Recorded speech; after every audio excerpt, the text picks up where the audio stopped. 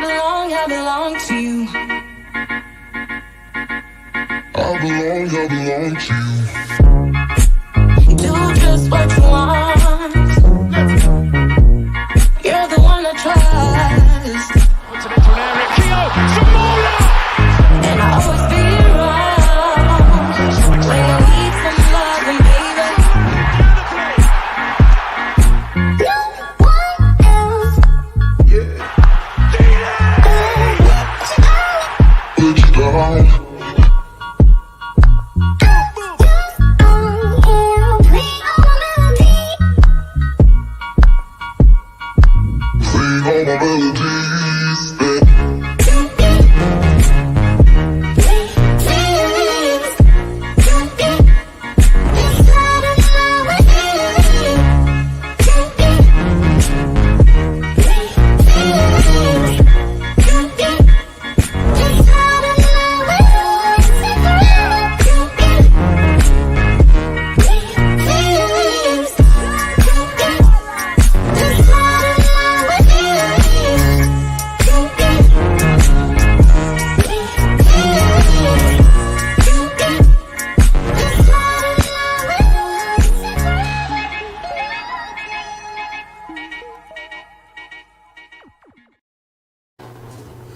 Hey guys, I'm Sai and welcome to Ace Podcast Nation, the home of the Andy Campbell Championship Show. This is episode number 113. The show is available live on YouTube, Facebook and Twitter. Ace Podcast Nation, of course, your home to many other great shows and series featuring top guests, expert analysts and more. So please do give us a follow on social media, subscribe to that YouTube channel, click the bell for notifications and keep up to date on upcoming guests and shows. And of course you can download the audio versions of every single show and series we produce at your favourite radio or podcast platform. Just search Ace Podcast Nation and you'll find over 370 shows there. And of course, if you want to just keep it football, follow at AC Footy Show on all social media platforms, and that way it is just the football. But just while we wait for the various platforms to fill up, big thank you to Black Diamond Sports for all their support around the show. Black Diamond Sports is a global sports agency representing sports stars from around the world. For more information, you can visit their social media pages as well as their beautiful website, links to which are all in the description below and the closing credits. Thank you to Darren Ralston and Bespoke Financial for sponsoring today's show. Darren Ralston is giving away a free will worth £140 with any new policy which is taken out. So check him out, check out the offer, give him a call. It is a truly incredible offer, I have to say. As I've discussed on many occasions, they've looked after Andy for various policies over the years, including the critical illness, the injury cover, but they do so many different packages and services. I'm sure you could find something which would suit your situation and circumstances, particularly in the world we find ourselves in at the moment. They provide award-winning service, and we are very proud to partner with such a top-class brand. And onto the football we go, and introducing my co-host, the goal collector, Davy Jones' favourite son. He is still the QPR dream killer, ex-Cardiff City and Middlesbrough striker, Mr. Andrew Campbell. How goes it, my friend? Good evening, mate. Another quick week. I can remember Monday's show, so it seems to be flying by. It's because Monday's show was so good, mate. Yeah, they always are. Another good week. F.A Cup and Championship. Saturday games, midweek games. So yeah, loads to talk about.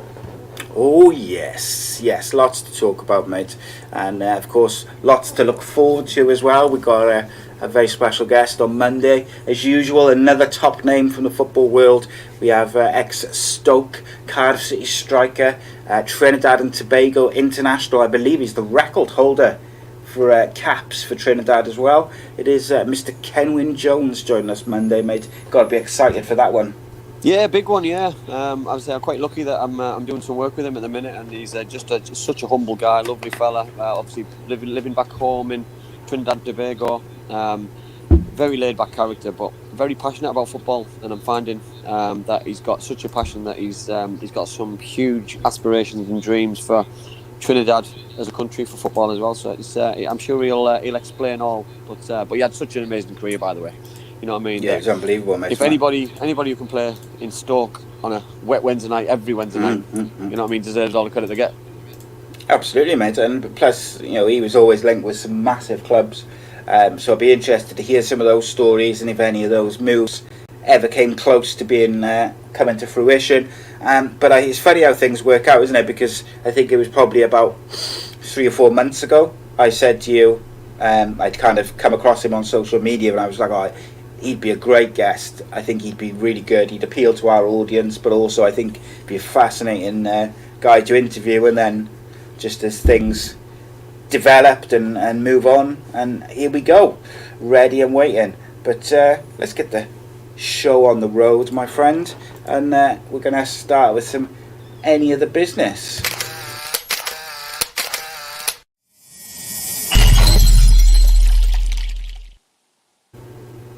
So first and foremost, mate, I do like that. It's beautiful, isn't it? And I forgot to play it on Monday as well when we did AOB. So I wanted to make sure we got it in there. But first and foremost, mate, we're going to cover a subject which we've covered a couple of times recently, obviously since he signed for Middlesbrough. But we now know why Nathaniel Mendez-Laing disappeared, was sacked from Cardiff, and disappeared for a few months. He was actually banned for 3 months for failing a cocaine drugs test on July the 4th, 2020. Yeah, fair play that he came out and did his interview for Sky Sports and put all the rumours to bed, so to speak. I'm not condoning what he's done, by the way, and I'm not accepting what he's done. I don't think this really explains why Cardiff City did what they did. You know what I mean? He's been banned. He got 3-month ban. But Cardiff City have still lost out big time, because they could have still held him to ransom. They could have fined him. Didn't have to pay him. They could have suspended him. Put him on gardening leave, not paid him. You could have sold him for some money. And then they could have sold him for some money. So I still think it's a poor call by Cardiff City, because he's walked into a football club, and Cardiff City are the ones who've lost out once again. And I do feel really sorry for them, because yes, he's made a huge mistake. And was that just an excuse to get him out? I'm not sure, because he just signed a new contract. So from a business decision, for me, it's a poor call. Yeah, it was a weird one. Obviously, he had signed a new contract, but then we're in sort of COVID times where maybe they're looking to save a bit of cash. Was it a way to get him off the wage bill? I don't know. But then, like you say, they could have suspended him without pay, because he would have been in breach of contract. It does seem a weird one, because even if he had been banned for 3 months, we've seen it before with players who failed drugs tests. When they come back, they're still wanted by. There's always a club which will want them. And he's a proven Championship player, so there would have been clubs interested in with him in January, as proven by Middlesbrough. Would Middlesbrough have paid £1 million for him? Most probably. So I do find it a bit puzzling that they, fired him so quickly, and like he was so abrupt. But I can see it from the club's point of view in another way as well. Listen, I see it from both sides of the coin, and if the rumours are right that they've saved all this money and wages wise and the bigger picture, but for me, I don't know. You know what I mean? Because was this a regular occurrence? Was it a one-off? Has he just made a mistake? Was it a cry for help, so to speak? So for me, we don't know the ins and outs. All we know is that he made a mistake. He's been found guilty. He's served his time, and now he's back on the football pitch, or will be back on the football pitch, hopefully sooner rather than later, because I like him as a player. I don't know him personally as a lad, but I always like watching him at Cardiff City. So I'll be intrigued and excited to see him regularly for Middlesbrough. Yeah, Craig says there he called it. I think it was either last week or the week before. He said that he must have been banned for 3 months, because that sort of coincided with everything. I just assumed that if you failed a drugs test, you'd have a longer ban than 3 months. But it is what it is. I think it's. There's been a lot of players, though, mate, as well, haven't there, who failed for recreational drugs, where they've been having sort of mental health problems or issues off the pitch. I'm sure Mark Bosnich was the first famous one who got done when he was at Chelsea for the same drug, recreational drug, cocaine, and I'm sure he got a year's ban. So unless they've reduced it, Jake Livermore got a ban as well, I believe. I thought it was longer than 3 months though. So I don't know if the recreational ones have been reduced and the banned substances have been increased. Maybe I don't know. I just think 3 months seems quite short to me. It does. It's strange, isn't it? So Jake Livermore actually avoided a ban after he tested positive for cocaine. He was suspended by the FA and his club, and after he'd failed the drugs test, he tested positive after the death of his newborn son. So they gave a load of reasons why. They didn't give him a ban. From the list, I could see a lot of it seems to be that it was out of character and it was personal issues. But that's a kind of dangerous precedent, I think, to set, because a lot of people who use drugs, particularly I would think sports footballers and that, if they're using recreational drugs, it could partially be down to things like depression or issues with mental health. And if you let one person off for something like that, I know it's different circumstances and stuff, but it's a strange one. It makes it messy, Si. It makes it's a grey area, and maybe that's why the bans have been reduced. Maybe it's because they have let people off in the past, so they're giving a punishment, which is 3 months. Is it a deterrent? Not for me. You know what I mean? It's 3 months. If people time it right, then they get Christmas off, for example, or they get the summer off. Do you know what I mean? It's sometimes it can be it needs to be a deterrent, and the deterrent is 6 months to 12 months, not 3 months. So I got a couple of questions from the chat straight away. Mark Pugh says, why did it take him 8 weeks to sack him if he failed the test on July the 20th? You'd probably be in a better position to answer that than me. I think I would assume it's to do with things like contracts and that side of it. But I don't know. Well, if he's appealed, then that might be it. You know what I mean? He could have appealed the sanction. He could have got the PFA involved. He could have got governing bodies involved, and by the time we know it, you know what I mean. But the club won't have had to pay him in those 8 weeks. You know what I mean? They'll have got that money back if they'll have probably sacked him outright, and then he'll appealed and appealed again, and then he'll have found out that he lost his appeal, and I think he went into Dubai for 3 months to keep himself ticking over apparently. And Garen Cole said that the club saved $1 million by sacking him, obviously, and I assume he means in 3 months' wages was about £1 million. However, very, very surprised there, though. Very surprised. I don't know. That means he's on 150 grand a week, which he can't be on that much. But even whatever amount they saved, I believe they would have been able to sell him for more. Personally. Because I still think they'd have got £1 million from him in January. Oh mate, listen, he's a Premier League footballer. You know what I mean? Yes, he's playing the Championship, but he's good enough. You look at some of the players who've moved for big money into the Premier League this season from the Championship. He's a good player. So I think Cardiff City have lost out for me. So Craig there says performance enhancing is 2 years. Recreational was changed to 3 months. Chelsea also tried to sue Mark Bosnich when he got back to football for loss of transfer fee, so perhaps he'll be our next court case. I don't think Cardiff City can afford another court case, to be honest, so I think sometimes I think put things to bed. I think the ongoing court case could be the end of him, mate. Just having a quick look, see if there was any. Gary said he meant $500,000, not $1 million in terms of wages saved. But I mean, that again, they would have got more than $500,000 in a transfer fee, 100% guaranteed. Even though he hadn't played for 3 months, if Middlesbrough would have signed him for free and they would have given him a signing on fee, they'd have paid 500 grand for him. Yeah, easily. It's peanuts nowadays for the difference between Middlesbrough getting the Premier League and it's peanuts. Absolutely, mate. Another interesting one, Adam Brown, welcome Brownie, by the way. I'm on Adam's podcast on Thursday if you want to check it out. Nice. But he says, how dare the club cry poverty to us fans when they basically just went to the car park with a few £1 million and set it on fire. Financial short-sightedness from the football club. It's difficult to disagree with that, mate, isn't it?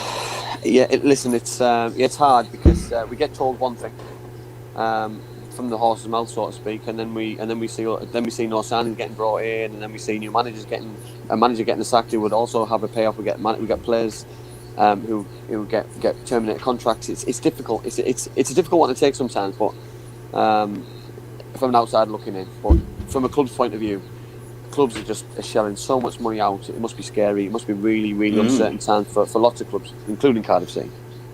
Yeah, spot on. Donna says Rio Ferdinand was banned for a lot longer. I think he get a year or 9 months or something. But his was for avoiding the tests, wasn't it? Yeah, he missed his tests. He climbed out of a window apparently. Yeah. Ian says he says loads of players take a bit of cocaine, shall we say, and he says, "Are you telling me, Andy, that you never knew a player who took some on the weekend?"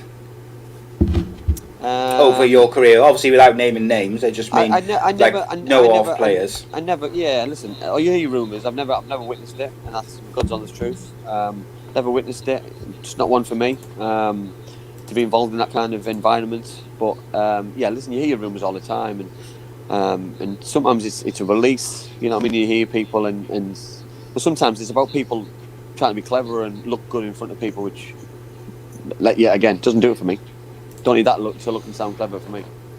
No, that's it. Rhys David Evans says, doesn't Adrian Mutu owe Chelsea his entire transfer fee, around 20 million, because didn't he fail his test right after he signed as well? Yeah, there was something. Fairly early into his career. There was something, wasn't that? There was something similar, and it's listen, it's scary that clubs. But listen, Chelsea can afford that kind of court case where teams like Cardiff, you know what I mean, you're fighting a losing battle, because if you win, you're not going to get £20 million back, and the player won't be able to afford it anyway. But it's different. Adrian Mutu and Mark Bosnich, it's such different court cases. Yeah, 100%, mate.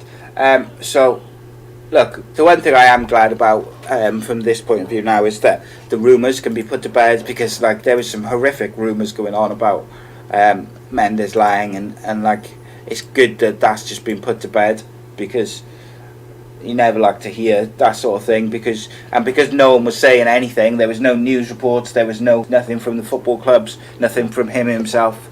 You just you never know, do you, in this day and age. He had 3 million. Craig said he had 3 years left on his contract, which is £6 million in wages. Would a club pay us and pay him 40 grand a week? He doesn't think so. But I'd be interested to know what he's on at Middlesbrough. If he's gone back to the same wage he was on previously. Yeah, I agree.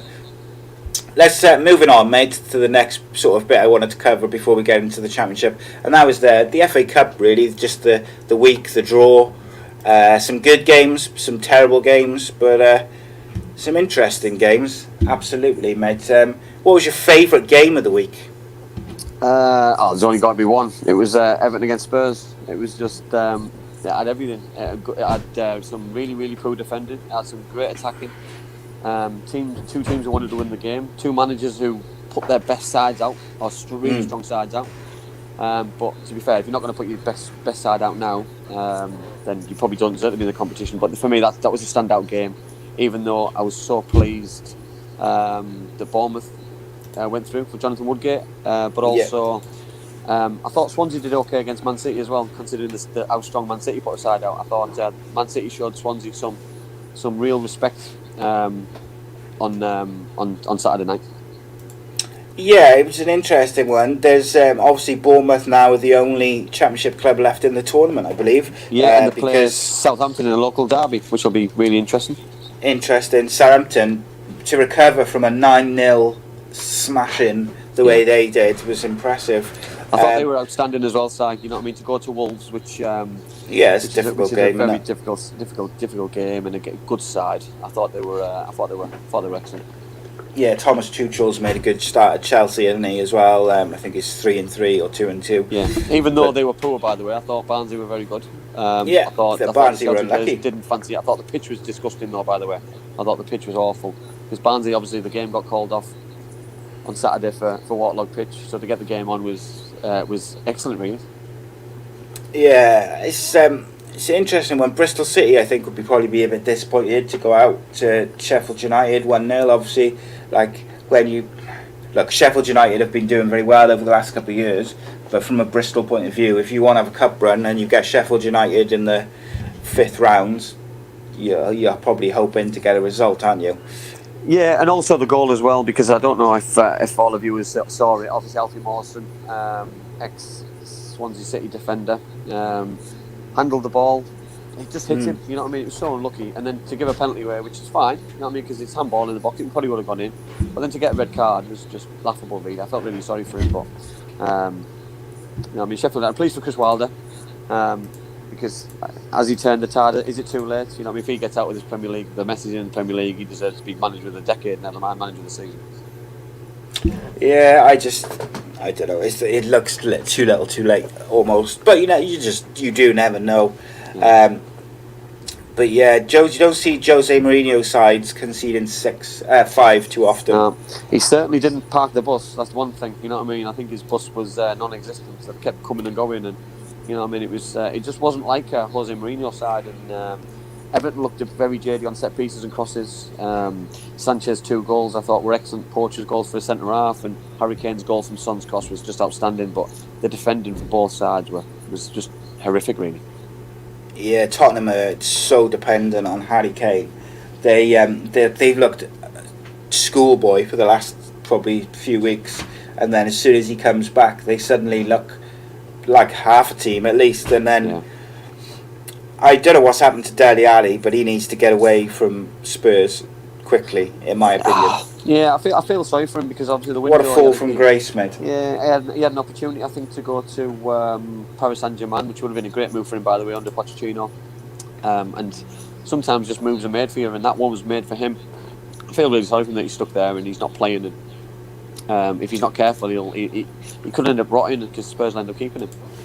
But as an England fan, he was one of the first names on the team sheet for England at one point. And when he was playing under Pochettino, and suddenly, I don't think you could justify him being in the squad, because he's barely gets on the bench for Spurs. Yeah, he's technically very good. You know, I don't know if it's an attitude or if it's arrogance or whatever it may be. There's something not right, you know, because if he's certainly good enough, you know what I mean. So why isn't Mourinho playing him? The problem is with Mourinho is once you rub him up the wrong way as a player, he's happy to, he's really is happy to kind of leave you to languish. Like, you look at Luke Shaw, currently, in my opinion, one of the best fullbacks in Europe, and Jose Mourinho barely got a look in, was criticised about attitude, weight, fitness, everything you could possibly think of, publicly as well. And then now he's suddenly... is Ole Gunnar Solskjaer that good of a man manager that he's motivated Luke Shaw, or but was maybe? I think Luke's worked hard. He's got himself in really good shape. He did lose a lot of weight. I know he went over to Dubai for a long time and really give his. Listen, he can't afford to waste his career. You know what I mean? Especially at Man United, you only get one opportunity at United. You know what I mean? So he's deserved this opportunity. He's keeping a very good left back out.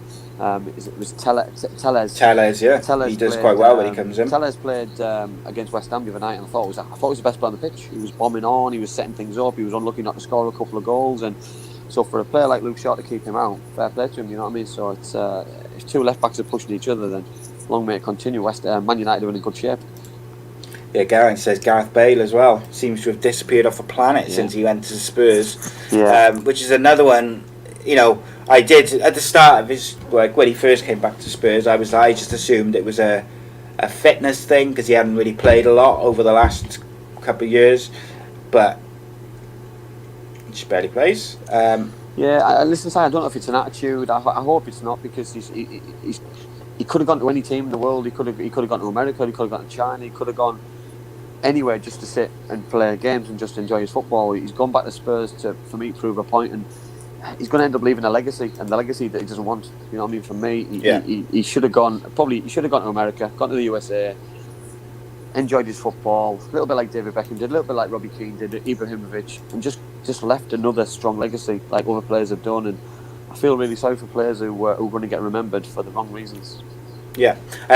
Just before we go on to the Championship stuff, I wanted to just touch on this.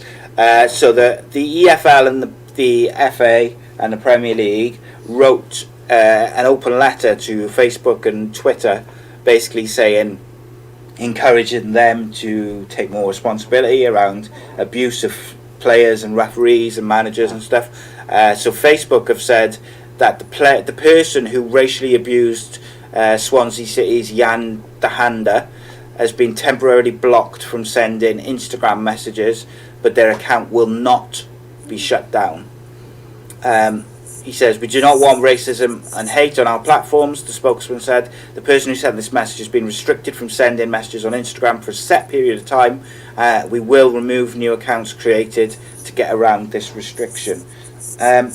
Shambles. It's So ridiculous. He could post racist posts on pictures. He could do what he wants. He can post what he wants. He can say what he wants on anyone's comments, but he can't send messages. That's pointless. You know what I mean? For me, I go back to what the Premier League and the EFL are saying, and Premier League clubs and all the other clubs are saying. Verify every single account. So every single account who's on our on our chat. You know what I mean? For me, be yourself. You know what I mean? Because you know what I mean. You everyone has a profile picture. You know what I mean? Some better than others. All mine are always amazing, as I know. But they're all of me. You know what I mean? So, and I just think, you know what I mean? If it's a company, then fine. But everyone individual accounts, just stick to yourself. You know what I mean? Like there's Leslie of his little boy. Everyone knows who it is. It is what it is. You know what I mean? I know all the other viewers have their own pictures on, and you know what I mean, because people don't hide behind things. It's great. Yeah, it's interesting, mate. Today, like the letter which they sent to Facebook and Twitter, they said they urged those platforms to take responsibility for preventing abuse. Now, I'm going to just very quickly tell you a little story, because I don't want to take up too much time with this. But as you know, I do a wrestling podcast as well. There's a female wrestler in the WWE who was being stalked on Twitter publicly. This guy was live tweeting as he went into her house, broke into her house and tried to kidnap her. He had duct tape and all this sort of stuff. He went to court, he got arrested. They took him down or whatever, got arrested. This was live tweeted, so people were contacting Twitter saying, "Someone send help," blah blah blah blah. Over the weekend, another female wrestler was being contacted, and her partner. This guy was saying he was going to kill her fiance, and he was outside her house, and he was saying all this kind of weird stuff. He's live tweeting it, so everyone can see. People are contacting, tagging in Twitter. The guy, I forget his name, the guy who was like created Twitter help, police from the local area. No, it's just, the messages were still there 24 hours later. I think they've been removed now. And you had thousands of people reporting those tweets. So what is the point in the reporting function? Absolutely gobsmacked. And listen, we're on about here a multi-billion-pound organisation company who hire thousands and thousands of people. So nobody, if somebody should be awake doing this job. So you know what I mean, if it shifts or whatever, you know what I mean, so someone's always awake doing this job, and it's Twitter police, you know what I mean, that they're in charge of whatever's going on. I'm disgusted, absolutely mortified with that, because that's someone's daughter, someone's safety, mate. You know what I mean? Do you know what I mean? Like, that's outrageous. If it wasn't for the probably pure luck of it, that woman and her friend who was there, they'd be dead now, mate. And like, that's nothing to take lightly. And like a lot of people were saying over the weekend, they were kind of like, you know, are you just gonna you're gonna ban the account after he's physically harmed them, or he's like, do you know what I mean? Yeah, like, well, you've got to wait until he physically does something. It's really, it's quite distressing, mate. And the other thing, like, what you have then is where people were getting more and more panicked by it and disgusted by it. You had normal people tracing his IP address, finding out his real name and his Facebook. So you've got normal people able to do it. So why can't I know. Twitter and the police and it's frustrating, mate. That's the worrying thing. you know, I mean, like how many times recently have we seen racist abuse to footballers? Taking it back to football is It happens it's happening too often. There's too many. I'll call them idiots. You know what I mean? Because that's what it is. You know what I mean? It's people looking for attention and trying to get 7,000 retweets because they're writing something what they shouldn't, and that's what it is. It's people don't give them the airtime. You want attention. Yeah, don't give them the airtime. You know what I mean? Twitter take it off straight away, so you know, they don't get the attention, they don't get the comments, because what happens is the footballer or the club take a screenshot of that person's name and stick it all over social media, so they become famous overnight. Yeah, you could ban the former American president, remove him from all social media platforms, but you can't stop someone who's going into someone live tweeting as they invade a lone female's house, or like someone who's dishing out racial abuse to young footballers. It's outrageous. They pick and choose, mate, unfortunately, like who they want to deal with and ban and target. But so let's get into the Championship football. We'll start at the bottom of the table as usual. Very interesting week, but not a particularly good week for Gareth Ainsworth and Wycombe Wanderers, mate. No, not good at all. No, 2 defeats, 5 goals against, 3 against Nottingham Forest. I know we spoke about Nottingham Forest and we spoke about Murray. You know what I mean? Obviously Glenn Murray signing from Brighton Hove Albion. Yep. Obviously came and scored 2 on his full debut, which can't fault him. Can't fault the signing. Obviously shows great intent, and I think it dooms Wycombe Wanderers, unfortunately, now, because the gap at the bottom, they're running out of games, and Gareth's done great to get them there. He's done great during the season to get some of the results. But I think the Brentford game a couple of weeks ago, where they got beat 7, took the wind out of the sails a little bit, and the last 2 games with no goals against 2 sides in the round, and Sheffield Wednesday and Nottingham Forest, for me, has put the final nail in the coffin, so to speak. Yeah, I think, unfortunately, I don't think COVID has helped them in terms of strengthening. They needed to strengthen defensively, I think. Even though I think Joe Jacobson's been one of the better players in the Championship this season, individually, playing at like left back or whatever, you're not going to be able to really influence your team's, your defence. And Wycombe defensively have been a bit. I don't like to criticise them too heavily, because I'm a massive fan of Joe and Gareth Ainsworth, but defensively they've just not been good enough. They've been all over the place at times, and like you say, that 7-0 just really put the... Yeah, I think it shows the gulf, Si. I think it shows the gulf in the division, you know what I mean? And Gareth said it himself on Sky Sports the other week, that he said people say that the difference between League One and the Championship isn't great, but he said it's massive. He said that the jump is ridiculous. So for a manager to say that about his own team, his own players, you know what I mean? Unfortunately, I agree with Donna that I think they're down. Yeah, spot on, mate. Next up, we had Birmingham City. Yeah, not having a great game, but to be fair, I watched them against Bournemouth. I thought I'd watch and take in Jonathan Woodgate's game. Quick question, mate. Do you think Jonathan Woodgate could end up getting that Bournemouth job? Yes. I do too. Yes, I'm not sure. I've just got a funny feeling. I'm not sure if it was planned. I'm not sure reason behind it, but I didn't think he set up very good against Birmingham. I thought Birmingham with a better side, but Birmingham went ahead. They equalised through a mistake. Jack Wilshere scored, but I thought Birmingham were excellent for long periods. Hogan with a couple of goals, who scores goals all the time, but normally Aitor's sides keep clean sheets and don't let silly goals in. But unfortunately for Birmingham, they're letting some silly goals in and they're getting punished. And we got asked a question, didn't we? Was it Kid who asked the question on Monday? Who do we think last Friday? Who's the next manager to go? Aitor's got to be. Aitor. He's got to be. I know you said it. He's got to be, because he's really underperforming. Yeah, I do think he's probably going to be the man to go. One player who has really impressed me over the season is he didn't get on, I don't think, actually on the was Raquelme, since he's come into Bournemouth. But I've been watching Jack Wilshere, mate, with interest, because one thing that Jonathan Woodgate has got a lot of experience with is long-term injuries and injury problems as a player. And I do wonder whether psychologically he could be the guy, even though he's a young, relatively inexperienced manager, he might be the guy who is able to get inside Jack Wilshere's head and get... Do you see what I mean? Yeah, get him right, because he was superb against Birmingham, mate. One thing I like about Woody, and one thing I wanted him to get another job, and for me the Middlesbrough job was too big for him as an individual, because he's a hero, he's a legend, he's done really well, but being a manager of your hometown club is a dream. It's the aspiration. It's something that Tony Mowbray wanted to do. It didn't work out for him, so sometimes you've got to reinvent yourself at a fresh club with miles away from home and do really well. And so far so good. He's done great. He beat Burnley in the FA Cup 2-0 the other night, so he can't do any better. No, not at all, mate. Jack Wilshere's impressed me for Bournemouth. We'll talk about him a bit later. Derby County, mate, next. Yeah, didn't play because the game against Barnsley got called off the weekend and didn't play through the week.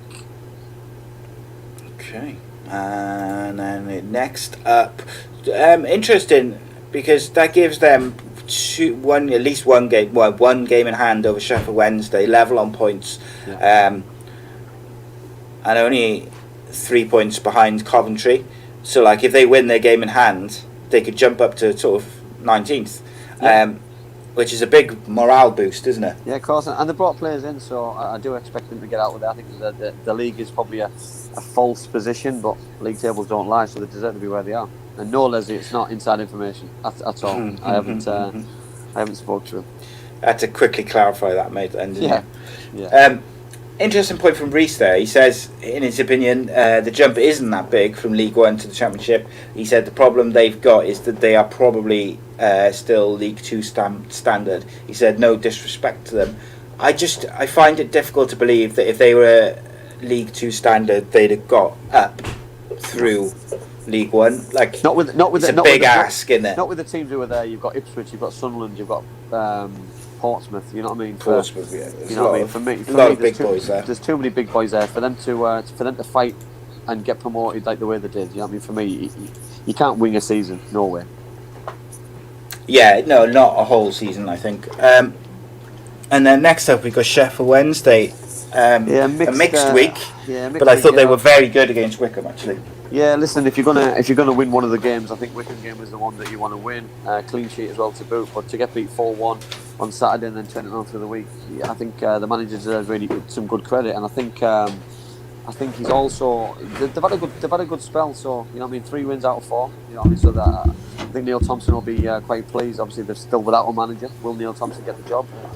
I don't know. So far, so good. He's doing okay. Yes, teams have got games in hand below them, but I still look at the same thing, Si.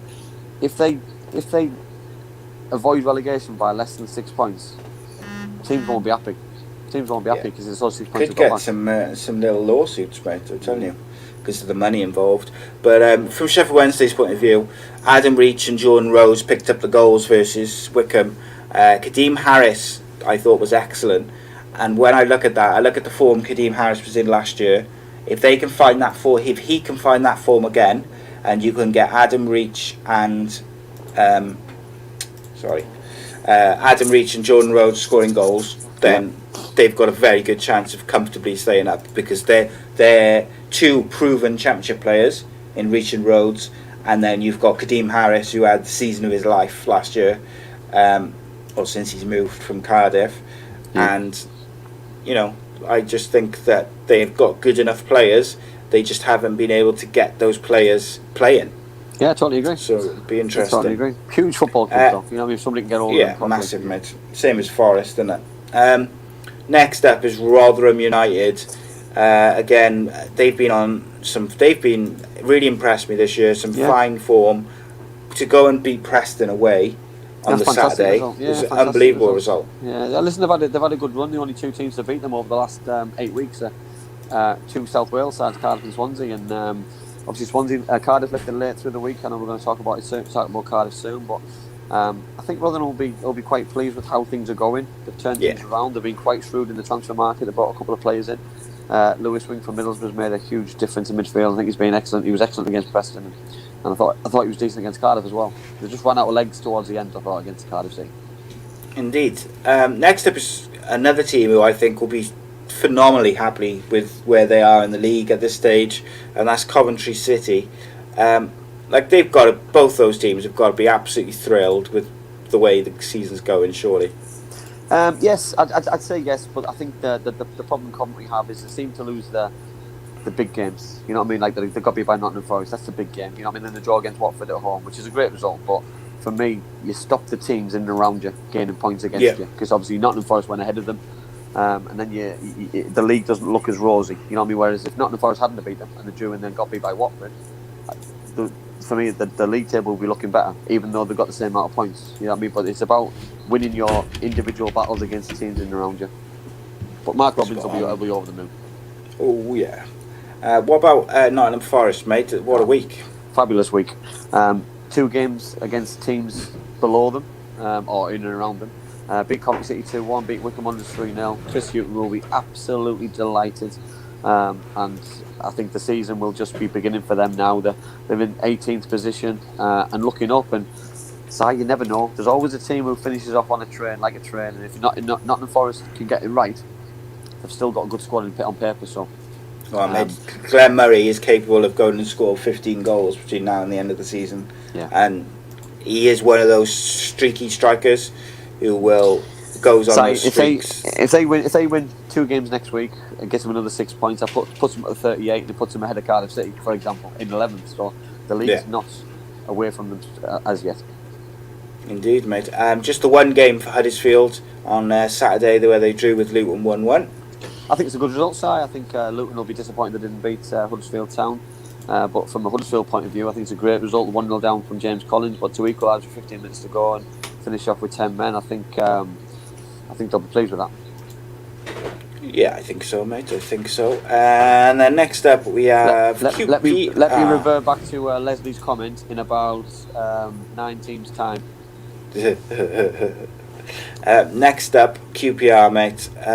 The up and down team of the league. Yeah, but in the last 2 games they've beaten 2 of the best sides in the league.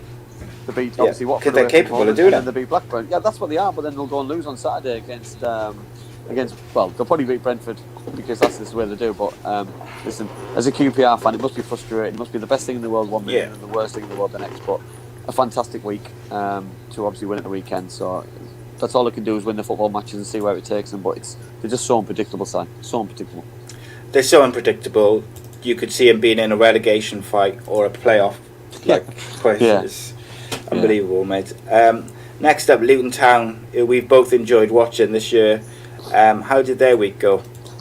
I think they'll be just 2 seconds. I've lost my. So they drew on the only played Saturday. They drew with Huddersfield. Drew against Huddersfield. Yeah, so they'll be disappointed. Side, like I said, 1-0 up. I know Huddersfield had a man sent off late, and they give a late goal away. But Luton haven't won in 4, and I think they'll be a little bit disappointed with that. Yeah, I think so. I think the way they were playing, it'll be disappointing to drop those points. Yeah. Next up, Millwall. They just played the 1 game, smashing Sheffield Wednesday 4-1. And listen, Si, I've been quite critical of Millwall this season. I think the big players have turned up. You know what I mean? Obviously, we're both a big fan of certain players for Millwall, but I don't think they've turned up. Jerry Wallace is on the bench now. You know what I mean? He didn't get on. Kenneth Sahar scored a penalty. You know what I mean? I'm a big fan of. I like Bavardson up front. I think he leads the line really well, but having 2 big centre forwards up front who can run the channels, hold the ball up, I think. But they're so unpredictable as well as QPR. But a great result against the side who was in form, so even better result. Indeed, Barnsley didn't have any championship fixtures this week. They just had the FA Cup against Chelsea. Geraint just says, "Si, are you on board a ship? Keep still, man." But I can't. It's because I turning to face my other screen to look at the scores from the week, and then I'm going back and forth, and I apologise, making you seasick. What team were we on? Next is Preston. Preston North End. Yeah, terrible result against at home to Rotherham. I think Preston, if they have any aspirations, they've got to be beat. They've got to be winning there. They're obviously playing right now against Blackburn Rovers in a local derby, so it's a big game tonight for both sides. But Preston will be really disappointed, Si, you know what I mean, to go 2-0 behind and chasing the game. Ched Evans, a new signing, scored, so will he be able to... listen, a very good player. And I think he gives them something different to what they have. For me, they've got a lot of pace, but they haven't got anyone to hold the ball up and fight, you know what I mean, so now it'll give them a different avenue now. And next up, we have the mighty Cardiff City with 2 blockbuster results. Seven-side derby, 2-0, and tell you what, Bristol City, we'll get to them a bit later, but... Yeah. Oof, listen, Si, you can only beat what's in front of you. And Mick McCarthy can only pick a side which he thinks is going to win the game. And listen, he's done a fabulous job. He's been in charge for 4 games. He's drew 2, won 2. Doesn't get any better than that. You know what I mean? We were very critical of certain decisions over the course of the season, but you've got to judge on what you see is what you get. And you know what I mean? The last 2 games, 2 wins away from home. You know what I mean? And for me now, the next 3 games for me, you know what I mean? You've got Coventry City, you've got Luton Town away, and then you've got Preston North End at home. If Cardiff can pick some real points up in the next 3 games, then the season could really come to light. Yes, indeed. One player who I think has been particularly good under Mick McCarthy is Ojo. He seems to have really found his feet and a bit of confidence. Yeah, totally. He's looked really, really good. And shout out to Josh Murphy. We've talked a lot about Josh Murphy over there, probably the last 6 months, and why he needs a run of games, he needs to play, he's capable. His ball for Joe Bennett in the 85th minute on the Wednesday game was absolutely phenomenal, and that just shows the quality of him. And I really hope Mick McCarthy can build up his confidence and make Murphy have the belief that I think some of us have got in him, because he's clearly capable. He just needs to get his head on and believe it. Widemen and wide players, wingers are so temperamental. You know what I mean? You tell them they're the best players. You know what I mean? They'll give you everything they got. You know what I mean? You have a go at them, they'll go into the shell. It's a very complex position, because you're expecting goals, assists, defending. You know what I mean? They're all round players. But you know what I mean? Josh, he's a very good player. But how can he set goals up and score goals if he's sat on his backside? Yeah, spot on, mate. The other thing is, that's the 2nd season in a row, I believe, that Bristol have kind of wiped the floor with Cardiff in the first game away. So they've come to Cardiff, wiped the floor with us, and then when we've gone to Bristol, they've been absolutely dreadful. They were. I know. Obviously, we're going to talk about Bristol City now, but they were. Thank you, Wiggy Kipper. He says they were. Loves the show. Keep up. They were disgusting. Bristol City were awful. And what I'd say about clubs and teams is the league form is disastrous. They were very poor, but then they go and play in the FA Cup and they pull out a different performance. You know what I mean? That they try more against the Premier League side, but the bread and butter is the league. You've got to. It just, for me, as a football fan, you can just see it a mile off. You just look so different, and I don't agree with it. It's disrespectful for football fans and for your own fans. Yeah, and I think it's well, we'll get to Bristol in a minute, mate, because I really thought they were piss poor, to pull out an old phrase from back in the day. So Leslie just asked a question. If I go on Twitter and watched the show, do the questions show up like it does here? I believe if you go on Twitter, it's just like the comment thread underneath. I don't know though, Leslie. You're going to watch it on Periscope as well, which is part of like Twitter's video version. I don't know if that's the same. I really am not 100% sure. I just know that you can watch it through those platforms. Leslie, just continue watching it where you are. Indeed, but tell people about the show. I've noticed a few new names over the last couple of weeks, which is always good for us to see. But yeah, Mick McCarthy's done a great job coming in. Obviously, perhaps wasn't first choice for me and a few other fans, but ultimately, look, he's come in, he steadied the ship. We were going down fast before he came in. And he's come in and steadied the ship, which is what we wanted. He needs to find his settled team, I think, now, because he has made quite a few changes with each game. But that'll come. You know, he's getting to know the players, etc. So, but I also think that's good as well, sir. You know what I mean? Because he's giving players an opportunity. He's not sticking to the tried and tested. Yes, he's giving players an opportunity to shine. It's like a fresh. Yes, everyone gets a fresh start, and I always know, you know what I mean, that a new manager comes in, everyone gets told you get a fresh start. It doesn't always work that way, but Mick's proven that to be true. So Bristol City are next, mate, but we got a super chat. Gaz says, players can't be asked. They clearly thought Cardiff City was going to be an easy game, and maybe they did. Maybe they did think it was going to be a because the first game was so one-sided. Maybe they believed that it was going to be just an easy. Kelly asks who poleaxed Johnny Williams in training, so he's injured before he can even start. Yeah, that'd be interesting to know. That's just one of the things. Injuries happen, and it's the part and parcel, isn't it? That listen. I know, but it's all the players, isn't it? It is. Don't tackle him in training. Training's got to be competitive. You've got to train as you play.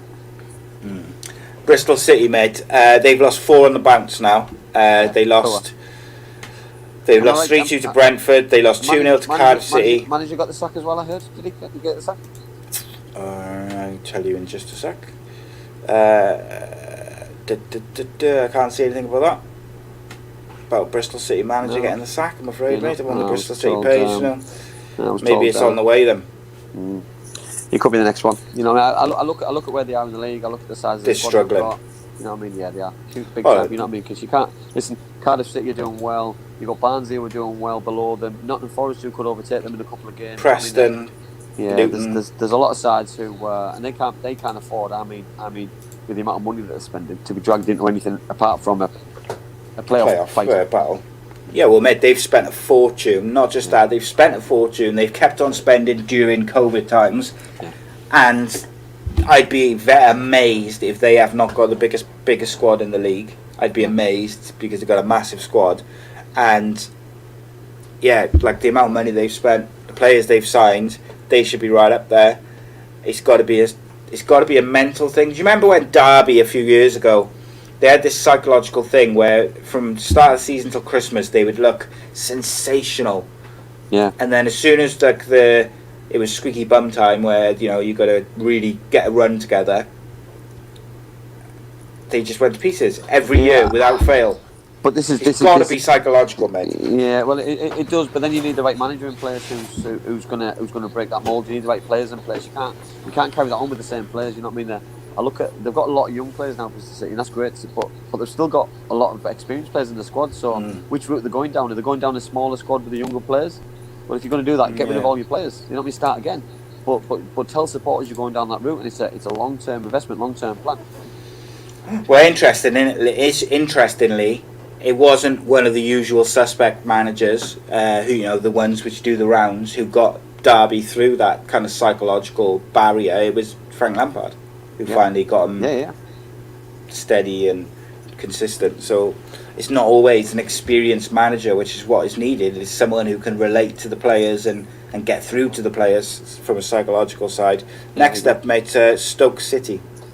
Just one game. 0-0 against Reading. I think both will be pleased with that. I think it's a really tough place to go. Both will be really happy with the clean sheet, but Stoke do need to start winning games if they want to get in the playoffs, because they haven't won in the last 10 games. I don't think in league and cup, so it's a long time. Yeah, they looked like they were getting it together, and they've really kind of just rolled off a bit, haven't they? Next up, we've got the mighty Middlesbrough, my friend. Where's it all going wrong this week? To be honest, I thought Brentford were outstanding. I thought they were really good. I know Middlesbrough took the lead really taken 1 point from 4 games, mate. Yeah. And conceded a lot of goals. Ivan Toney, I thought, was 8 outstanding. goals. Led the line really well. Middlesbrough were. I don't even think Middlesbrough played badly. You know what I mean? They had quite a lot of shots. The goalkeeper had an excellent game, but going forward, Brentford, they're electric. They've got pace. They've got power. And to be honest, I can't see them not going up. I just think they're absolutely fantastic. Better than they were last year, and that's saying something. Yeah, it's Brentford looked phenomenal, mate. They've got better players than last year, but they were a better team than last year. Yeah, interesting that, isn't it? Yeah.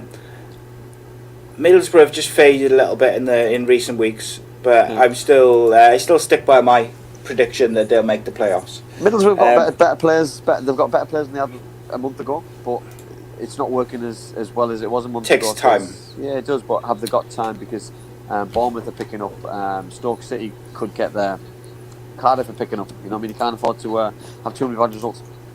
Yeah, I think the problem can sometimes be is Middlesbrough were in a bit of a run when they have doing quite well, picking up points, looking good. then you bring in like 4 or 5 players, or a handful of players. It can either helps the players who are on that run, whereby they all think, oh great, we're already on a good run, and now we've brought in these good players, that's going to really push us on, or it can disrupt the kind of the feeling within the group which is already on a run, because you've got players who are going to get dropped and all that sort of thing. Not saying that there's a problem with morale and stuff like that, I just mean it take a bit of time just to settle, can't it? Yeah, and listen, the manager's he's an experienced manager. He's been there, wore the t-shirt, but Middlesbrough can't afford to not win in 5, in 6, in 7, in 8, because no team deserves to get in the playoffs if you're going to do that. Yeah, and like Leslie makes a good point. Brentford are the best team in the league by far. Yeah, they are. But I tell you what, mate, Borough's bench compared to last year is unbelievable. Second to none. But then the next 2 games are, you've got Derby County away tomorrow. My concern with that game tomorrow is a certain Patrick Roberts is left Middlesbrough. He's gone to Derby County. He will have a massive point to prove tomorrow, and Derby need the points. So it'll be a really tough game. It'll be an interesting one, that one. Next up, we've got Blackburn Rovers. They're letting me down, mate. Yeah, not great. Obviously, lost against QPR. They dominated the game, but from each side, they're too reliant on Armstrong. You know what I mean? If he doesn't score, who else scores the goal? They shouldn't be, though, should they? No, they're not. When you look at their squad. No, I totally agree. But they are. They're far too reliant. He doesn't score, they don't score, and that must be quite worrying for Tony in this side. Yeah. Next up, we've got Jonathan Woodgate's Barmy Army. Yeah, listen, I watched him on Saturday for long periods. His big players came to the table towards the end of the game. Jack Wilshere was excellent, and listen, they're going to be there and thereabouts, because they've got such good players. And they signed who did they sign? They signed centre forward from Southampton, Shane Long. Is it Shane Long they signed? Yeah, possibly. I'll double check that now. Let me have a quick look here. Shane Long. I thought he was excellent. Shane Long, yeah. Shane Long, Danjuma and Brooks. All 3 of them going forward. And they signed Josh King. So. Yeah. Oh no, sorry, Everton signed Josh King. Yeah. So, sorry, my mistake. They'll listen with players like that side and Jack Wilshere behind. They're going to be outstanding. Well, I mentioned Jack Wilshere earlier, and I'm going to talk a bit about him a bit later on. But I watched which game did I watch? The Saturday one, was it? I'll tell you now. But I just thought he really dictated everything which happened in that football match. Even though he didn't necessarily do anything massively spectacular, like he obviously picked up a goal, I just thought he dictated the play so well. Like he's a step above the players on show. It was this game against Birmingham. So he's picked up a goal in the 60 odd minutes, but I just thought all round, for the whole time he was on the pitch, he just dictated the play. Little passes, little 1-2s. He's a phenomenal player. It's just he's made of glass. That's the problem. Donna says a good point about Harry Redknapp helping Jonathan Woodgate out, which is absolutely fantastic. Potentially, you know what I mean. One thing I saw and I thought might happen would be is certain Frank Lampard might get the job, and Harry helping him out. Obviously, they're related, aren't they? Yeah. So I think obviously you can only judge someone on the results and performances they're doing. And so far, Jonathan's doing a great job. So I think if he continues this, he'll get the job full time. Yeah, that's going to be the one thing, I guess, is once you bring in Harry Redknapp, yes, he can work with Jonathan Woodgate, and I'm sure they'll work pretty well. But you've always got like that thing while Frank Lampard's not on a job, you're almost looking over your shoulder, aren't you? You're waiting for Jonathan Woodgate to have a bad run, and then they'll bring in Frank. But Reading next, mate. Not a great week. Obviously a 0-0 draw, and then they got turned over by Brentford after being 1-0 ahead. And listen, it's no disgrace getting beat by Brentford, because everyone seems to get beat by Brentford. But it's not a great week, and to play some tough sides, it's been difficult. As Preston just take the lead against Blackburn Rovers. There we go. Everyone loses to Brentford, mate, at the moment. So there's no shame in that. Yeah. Next up is Watford. Just a Saturday 0-0 to Coventry. Yeah. listen, Coventry at home are decent. You know what I mean? But I think it's 2 points. 2 points drop for me. I think you've got to see the picture of the players that they've got going forward. Watford, that for me they should be doing better. Troy Deeney, he's never really looked fully fit for me, fully sharp, fully fit that he wants to put a shift in. Andrew Gray, I'm a big fan of. Pedro doesn't play enough for me, but I think Watford, they'll always be there because of the start they had. Yes, yeah, indeed. Next up is Swansea, who've got a game in hand on all the teams around them because they played Saturday versus Norwich, and then obviously had the F.A Cup game. If they win their game in hand, they'll go up to second. They played Norwich, mate, and they're the one side this year or this season who I've seen completely take Norwich apart, mate. They made them for a long period. I've never seen a team dominate, especially early doors. I thought they were excellent. You know, I mean, Ben Gibson came out after the game and was quite strong on his own side and said that they just didn't turn up. But you've got to give credit to the team. For me, I thought Swansea were far superior, far the better side, and fully deserved the 3 points. Yeah, they were excellent. If they continue this form, them and Brentford will run away with it. I've got to be honest. Yeah, but. Brentford's next. Norwich is next, mate. They only played the one game, which was the same game against Swansea. Yeah. They'll be disappointed, won't they, with that, mate? Yeah, they need to get back to winning game side because they haven't won in 3 in the league. They were disappointed, you know what I mean. But you know, you just want another game to come, and you know what I mean. They've got Stoke City at home at the weekend, which will be a tough one. And then they play Coventry City through the week, and then following weekend they play Rotherham, then Birmingham, then Wickham. So the next 5 games for them are winnable games before they play Brentford. So they need to start picking some points up, which I believe they will. Yeah, I do too. But Stoke's not an easy game by any means. Stoke needs some points too. Donna, I'll come back to your question about Marlon Pack in a minute. Guys, if you have got any questions, then get them in now because we're just on to the last team. Swansea City game tomorrow is off. Hopefully a fixture pile-up will go against them, says Donna. So that'll give them 2 games in hand, which is interesting. But yeah, Brentford, mate, top of the league and flying. Oh, listen, yeah, it's absolutely fantastic result against Middlesbrough, and then to follow that up with the game at Reading, you know what I mean. For me, it was even better because they were just far superior. You know what I mean? Both games they go 1-0 behind in both games and still dominate the games. They still come from behind. They're just a fantastic team to watch, and they seem to just have a knack of scoring goals in the Championship and being up there. I questioned them at the start of the season about all the players they lost, and then all of a sudden they're doing better than I could ever imagine. So they're having a great season. Mate, Ivan Toney's stats are like unreal. They're just so unbelievable. Remarkable, really, that where he's kind of come from in terms of League One and not really having much of a reputation. I seen a tweet site from the Peterborough chairman who stated that he would be Daryl McAntony. Daryl, he said that he retweeted it from a few years ago, saying that Ivan Toney would be a £5 million Premier League player. Yeah, he went on loan to Peterborough, didn't he? Everyone shot him down. And that's right, yeah. If Ollie Watkins is a £30 million Premier League footballer, then Ivan Toney's going to follow suit, 100%. Yeah. Well, the thing with Ivan Toney is he went on loan to Peterborough and all of a sudden just started scoring goals, and he hasn't looked back since.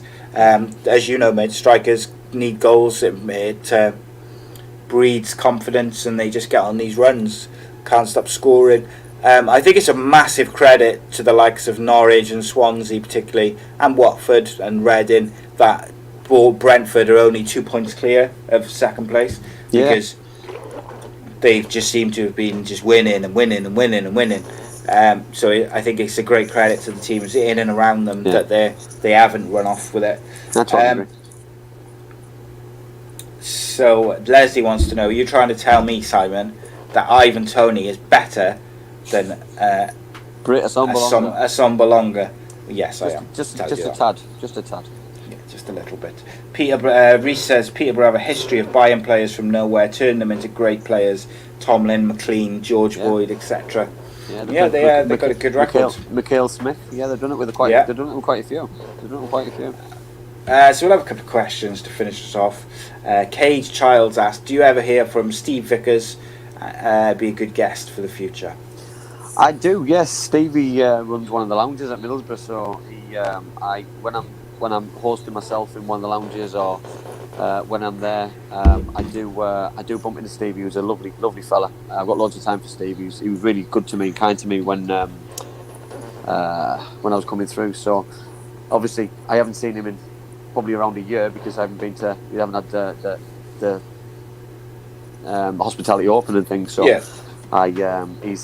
He's one that I'd want to get his number and get on the show because I think he had an amazing career from Tranmere. When you say you know, when you do the hosting like you and I know Jeff Winter does it and some other, does that basically just involve you getting people drunk and giving them food and just making them feel enjoying their day? Yeah, so basically they'll be on. That's the job I need. They'll be on tables and we'll host on the mic and get question and answers and just get a guest and talk about basically a little bit like this, but it's a little bit like a Monday. Yeah. But, not as probably long-winded and just ask people's opinion on what's going on, how they think it's going and stuff, and it's really enjoyable. It's good when they win. Yeah. It's not so good when they lose after a game and people have had 10 pints of lager and you're getting abused, but it goes part and parcel with the job.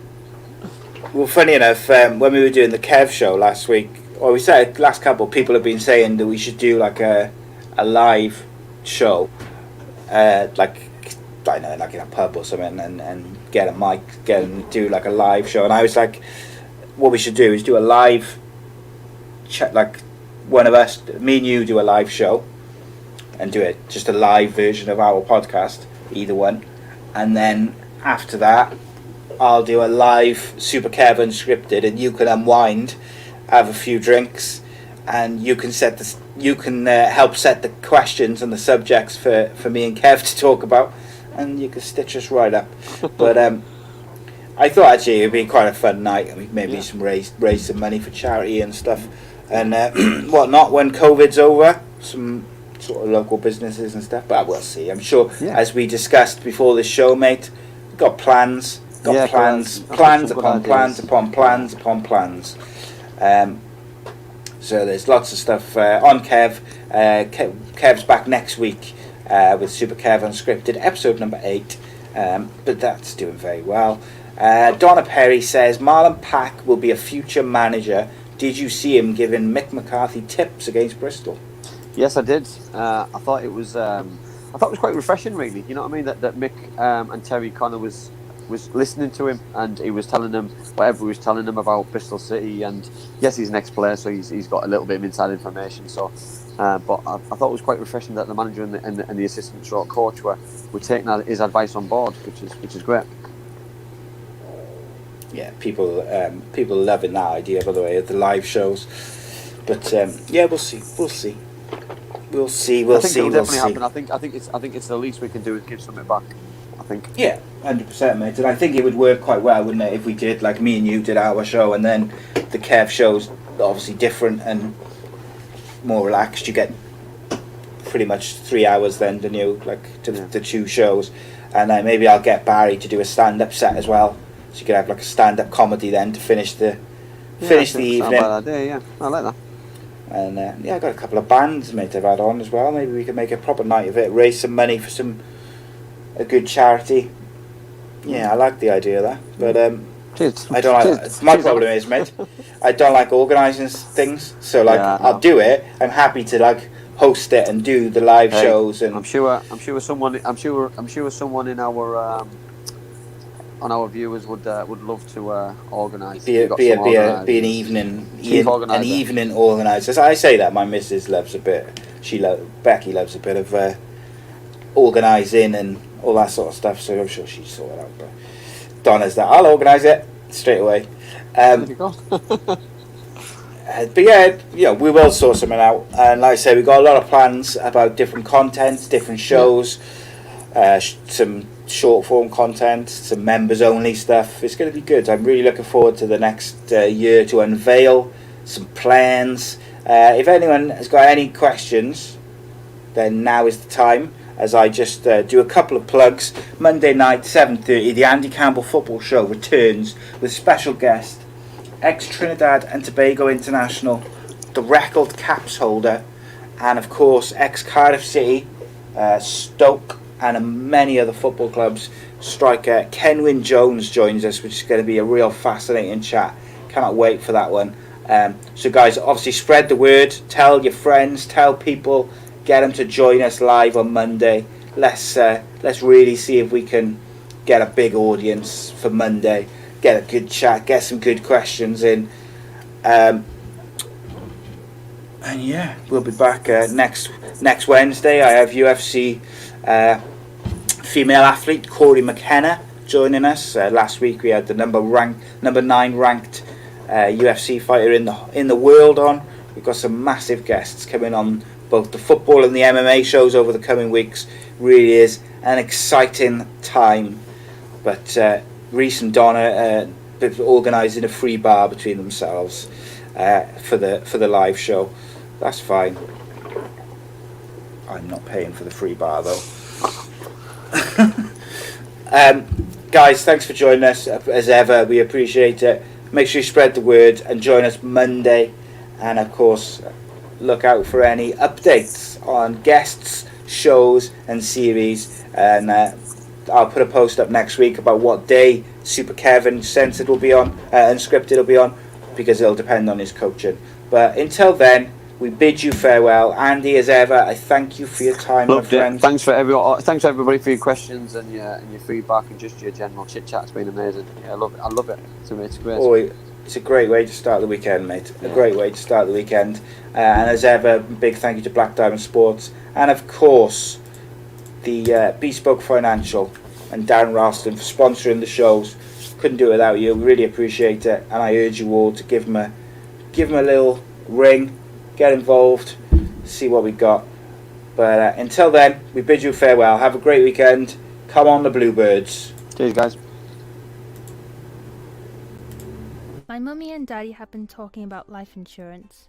It sounds like something to protect my brother and me, but I don't really understand. Then my auntie Louise told mummy about Bespoke Financial Teesside. She said they're a local company who helped her with her life insurance. Mummy got in touch, and because they're based locally, a man called Darren was able to come to our house. He was really friendly. Darren stayed for a cup of tea and made it all really easy to understand. He said that life insurance will protect our home and family if anything bad were to happen. Like if mummy or daddy got sick, then we'd get enough money to take care of us, and our house would be paid for so it wouldn't get taken away. After an hour, Darren said goodbye and mummy and daddy seemed a lot happier. Once it was all sorted, we could all relax and watch a film together as a family. I don't know why they didn't do it sooner.